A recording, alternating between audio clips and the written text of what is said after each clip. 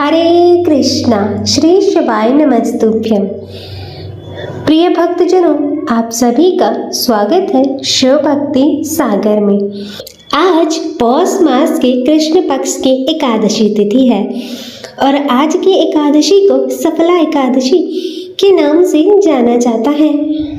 प्रिय भक्तजनों, आज हम इस वीडियो में एकादशी माता की कथा सुनेंगे, तो आप सब भक्तजन बड़ी ही श्रद्धा, ध्यान पूर्वक और प्रसन्न चित्त मन से एकादशी माता की कथा को श्रवण कीजिएगा। तो सभी प्रेम से बोलिए, एकादशी माता की जय, श्री लक्ष्मी नारायण भगवान की जय। एक बार एक राज्य में एक राजा रहता था। राजा बहुत ही बुद्धिमान और बलशाली था। राजा सदा ही अपनी प्रजा का बहुत अच्छे से ध्यान रखता था। प्रजा भी राजा को बहुत पसंद करती थी। राजा की दो बेटियां थी। राजा अपनी दोनों बेटियों से बहुत प्रेम करता था। राजा की छोटी बेटी देखने में बहुत ही सुंदर और आकर्षक थी और वहीं राजा की बड़ी बेटी छोटी बेटी के मुकाबले थोड़ी कम सुंदर थी। राजा की छोटी बेटी माता का पूजन किया करती थी और सभी लोग राजा की छोटी बेटी से बहुत प्रेम करते थे और बहुत प्रशंसा किया करते थे। राजा भी अपनी छोटी बेटी को बड़ी बेटी से अधिक प्रेम करता था, जिसके कारण राजा की बड़ी बेटी को अपनी छोटी बहन से ईर्ष्या होने लगी। राजा की दोनों बेटियां जब बड़ी हो गई, तब एक पड़ोस के राज्य में रहने वाले राजकुमार राजा की बड़ी बेटी के लिए रिश्ता लेकर आया। लेकिन जैसे ही उस राजकुमार की नजरें राजा की छोटी बेटी पर पड़ी, तो वह राजकुमार राजा की छोटी बेटी पर मोहित हो गया और छोटी बेटी से पहले नजर में प्रेम करने लगा। उस राजकुमार ने राजा की बड़ी बेटी के साथ विवाह करने से मना कर दिया और उसने राजा से कहा कि मैं आपकी छोटी बेटी से विवाह करना चाहता हूँ। और यह सब देखकर राजा की बड़ी बेटी अपनी छोटी बहन से बहुत क्रोधित हो गई और राजा की बड़ी बेटी ने अपनी छोटी बहन को अपना सबसे बड़ा दुश्मन मान लिया। तब राजा की बड़ी बेटी ने अपनी छोटी बहन से बदला लेने का निर्णय किया और राजा की बड़ी बेटी ने अपनी छोटी बहन को जान से मारने का उपाय सोचा और उसने अपनी छोटी बहन को मारने के लिए सबसे पहले एक लड्डू में जहर मिलाकर अपनी छोटी बहन को दे दिया और उसको लड्डू खाने के लिए कहा। लेकिन लड्डू खाने के बाद भी छोटी बहन को कुछ नहीं हुआ, लेकिन फिर भी बड़ी बहन ने हार नहीं मानी और जब उसकी छोटी बहन रात में कमरे में सो रही थी, तब उसने एक मटके में सांप रखकर उसके कमरे में छोड़ दिया। लेकिन सांप भी छोटी बहन का कुछ नहीं कर पाया, जिसके बाद बड़ी बहन ने छोटी बहन से कहा कि चलो हम लोग कुएं में से पानी भरकर ले आते हैं। और वह अपनी छोटी बहन को पानी भरने के बहाने से कुएं के पास ले गई और उसने अपनी छोटी बहन को कुएं में धक्का दे दिया। लेकिन छोटी बहन को तब भी कुछ नहीं हुआ, क्योंकि हर बार ग्यारस माता उसकी रक्षा कर रही थी। उधर बड़ी बहन अपने प्रयास के बाद भी असफल हो रही थी, जिससे वह बहुत क्रोधित हो गई और उसने फिर अपनी छोटी बहन के पास जाकर प्रश्न किया कि मेरी छोटी बहन, क्या तुमको पता है कि भगवान ने सबकी मृत्यु का एक निश्चित समय पर लिखी हुई है और कैसे तुम्हारी और मेरी मृत्यु हो गई। तब छोटी बहन ने अपनी बड़ी बहन को बताया कि हाँ दीदी, मैं जानती हूँ मेरी मृत्यु कैसे होगी। और छोटी बहन से यह सब बातें सुनकर बड़ी बहन मन ही मन बहुत ही प्रसन्न होने लगी और उसने अपनी छोटी बहन से कहा कि तुम मुझे अपनी मृत्यु का राज बताओ। तब छोटी बहन ने अपनी बड़ी बहन से कहा कि मेरी मृत्यु तो एक तोते में है, जो तोते के गले में एक हार है, उससे मेरी मृत्यु होगी। जब कोई भी व्यक्ति उस तोते को मारकर उस हार को अपने गले में पहने तो मैं मूर्छित हो जाऊंगी और जैसे ही उस हार को अपने गले से उतारे तो मैं वापस जीवित हो जाऊंगी। और फिर अपनी छोटी बहन की मृत्यु का राज जानकर बड़ी बहन बहुत खुश हुई और उसने अपनी छोटी बहन को मारने के लिए उस पालतू तोते को ढूंढना शुरू किया। और छोटी बहन को इस बात का आभास हो गया था कि कोई उसकी जान लेना चाहता है, जिसके लिए वह अपने पिताजी के पास गई और उसने अपने पिताजी से कहा, पिताजी, मेरी मृत्यु के बाद आप मुझे मत जलाइए, अपनी पुरानी हवेली में एक पलंग पर लेटाकर छोड़ दीजिएगा। तब अपनी छोटी बेटी की यह बातें सुनकर राजा आश्चर्यचकित हो गया और राजा ने अपनी छोटी बेटी से पूछा कि तुम यह क्या कह रही हो। तब राजा की छोटी बेटी ने बताया कि पिताजी, समय किसी के लिए नहीं रुकता, क्या कब किसको हो जाए कुछ पता नहीं है। फिर राजा ने अपनी छोटी बेटी से कहा कि तुम ऐसी बातें क्यों करती हो, 2-3 दिन के बाद तो तुम्हारा विवाह है। लेकिन छोटी बेटी ने अपने पिताजी को ऐसा करने पर मजबूर कर दिया और उनसे वचन ले लिया। राजा ने भी अपनी छोटी बेटी की बात को स्वीकार कर लिया और 2-3 दिनों बाद जब शादी का समय आया तब राजकुमार बारात लेकर राजा के घर आया और राजा की छोटी बेटी का विवाह शुरू हो गया। और जैसे ही राजा की छोटी बेटी राजकुमार के साथ फेरे लेने लगी तो उसकी बड़ी बहन छोटी बहन के कमरे में जाकर उस तोते को पकड़ लेती है और उसको जान से मार देती है और तोते के गले में जो हार था उसको भी अपने गले में धारण कर लेती है। और जैसे ही बड़ी बहन उस हार को अपने गले में धारण करती है तो उधर छोटी बहन 3.5 ही फेरे ले पाती है और वहीं पर बेहोश होकर गिर जाती है। जिसके बाद राजा ने बड़े बड़े वैद्य हकीमों को बुलाया और अपनी छोटी बेटी का इलाज करने के लिए कहा। और राजा की बात सुनकर जब वैद्य ने छोटी बेटी को देखा तो राजा को बताया कि आपकी छोटी बेटी ना तो जीवित है और ना ही मरी हुई है, मैं ऐसा पहली बार देख रहा हूँ। तब राजा ने वैद्य और हकीमों को यह बात बाहर बताने से मना कर दिया और उनको कहा कि यदि तुमने यह बात बाहर आकर किसी को बताई तो हम तुम्हें फांसी दे देंगे। और राजा ने अपनी छोटी बेटी को पुराने महल में जाकर एक पलंग पर लेटा दिया और वहाँ पर कुछ सैनिकों को तैनात कर दिया। इसके बाद राजा वापस अपने महल पर आ गया और राजा की बड़ी बेटी पिताजी के पास आई और कहने लगी कि पिताजी, अगर यह शादी संपन्न नहीं हुई तो आपकी क्या इज्जत होगी। आप कहे तो मैं आपकी इज्जत बचाने के लिए इस राजकुमार से शादी करने के लिए तैयार हूँ। जिसके बाद राजा ने अपनी बड़ी बेटी की बात मान ली और राजा ने बड़ी बेटी को छोटी बेटी के वस्त्र पहनाकर मंडप में भेज दिया। लेकिन राजकुमार यह जान गया था कि यह राजा की छोटी बेटी नहीं है बल्कि यह राजा की बड़ी बेटी है। लेकिन जब राजकुमार ने शादी करने से मना कर दिया तो सभी लोगों ने राजकुमार को विवश करके राजा की बड़ी बेटी से बचे हुए फेरों को संपन्न करा दिया और विवाह संपन्न हुआ।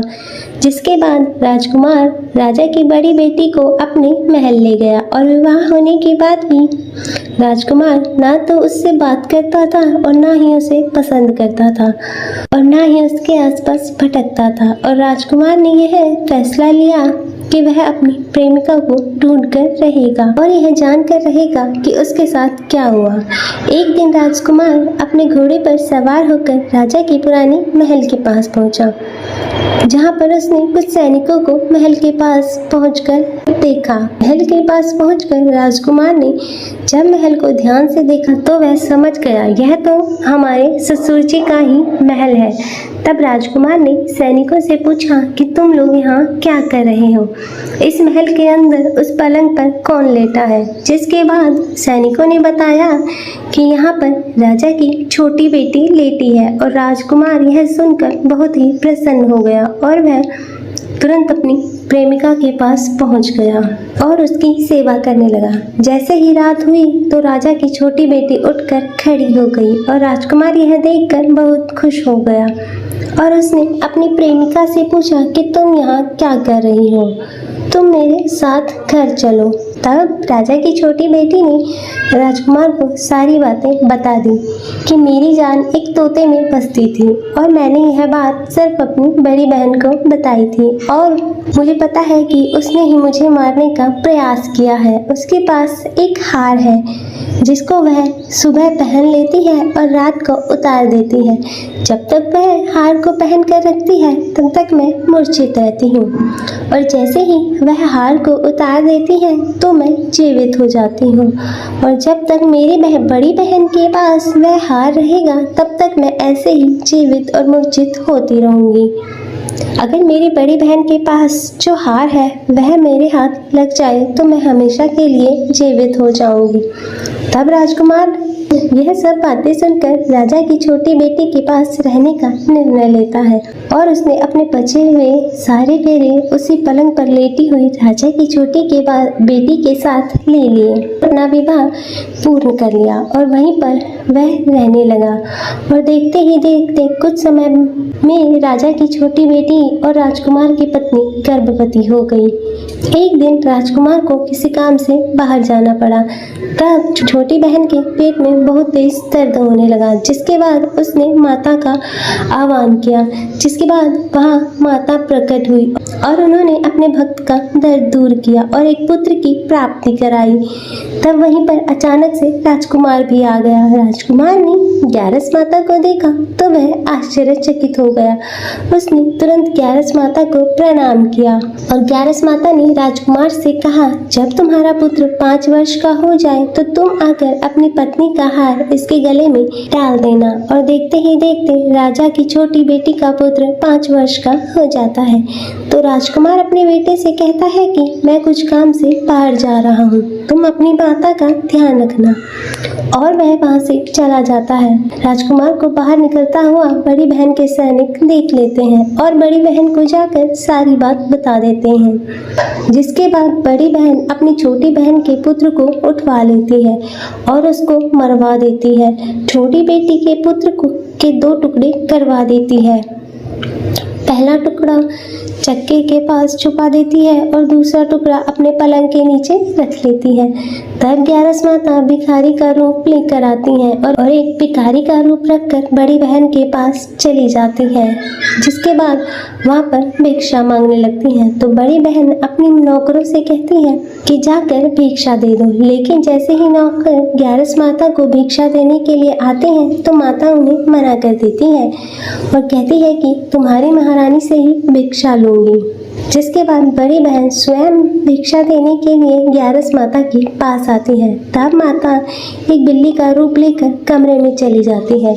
वहाँ पर छोटी बेटी के पुत्र के 2 टुकड़ों को आपस में जोड़ देती है और उसे जीवित कर देती है। फिर वहाँ से उसे ले जाती है। तब राजकुमार अपने बेटे को लेकर अपनी पत्नी के पास जाता है और उससे कहता है, तुम इसका ध्यान रखना। अगर तुम इस बच्चे का अच्छे से ध्यान रखोगी तो मैं तुमसे बात करूंगा। और एक दिन राजकुमार अपने बेटे से कहता है कि तुम अपनी माता से उनके गले का हार मांग लो। पिता की बात मानकर राजकुमार का बेटा अपनी माता जी के पास जाता है और कहता है, माता मुझे तुम्हारा हार चाहिए। यह सुनकर पहले तो बड़ी बहन बहुत क्रोधित होती है, पर उसको याद आता है कि राजकुमार ने कहा था कि मैं इस बच्चे का अच्छे से ध्यान रखूंगी तो वह मुझसे बात करेंगे, जिसके कारण वह उस हार को उस बच्चे को दे देती है और तुरंत हार को ले जाकर वह अपने पिताजी को दे देता है। और तभी राजकुमार अपने बेटे को लेकर वहां से जाने लगता है और अपनी पत्नी से कहता है कि तुम हमारे लिए खाना बना कर रखना, मैं शाम को आकर तुम्हारे साथ खाना खाऊंगा। और वह अपने बेटे को लेकर वहां से चला जाता है और उसके बाद राजा के पास जाता है और उनको सारी बात बता देता है। तब राजा अपनी बेटे की क्रूरता सुनकर बहुत ही क्रोधित होते हैं और अपनी परवरिश को ही दोष देने लगते हैं। राजकुमार को अपनी छोटी बेटी के साथ रहने के लिए आदेश देते हैं और इस प्रकार ग्यारस माता की कृपा से राजकुमार और राजा की छोटी बेटी सुखपूर्वक रहने लगते हैं। अतः हे ग्यारस माता, इस कथा को कहते सुनते हुंकारा भरते सब पर अपनी कृपा बनाए रखना। सभी के जीवन से दुखों को दूर कर उनके जीवन में सुख समृद्धि लेना। और तो सभी प्रेम से बोलिए एकादशी माता की जय, श्री लक्ष्मी नारायण भगवान की जय, श्री उमापति शंकर भगवान की जय। प्रिय भक्तजनों, तो मैं उम्मीद करती हूँ कि आपको आज की यह कथा पसंद आई हो। आइए भक्तजनों, श्रवण करते हैं एकादशी के अवसर पर सुनी जाने वाले ग्यारस माता की आरती। ओम जय एकादशी माता, मैया जय एकादशी माता। विष्णु पूजा व्रत को धारण कर शक्ति मुक्ति पाता। मैया जय एकादशी माता, तेरे नाम गिनाऊं देवी भक्ति प्रदान करनी।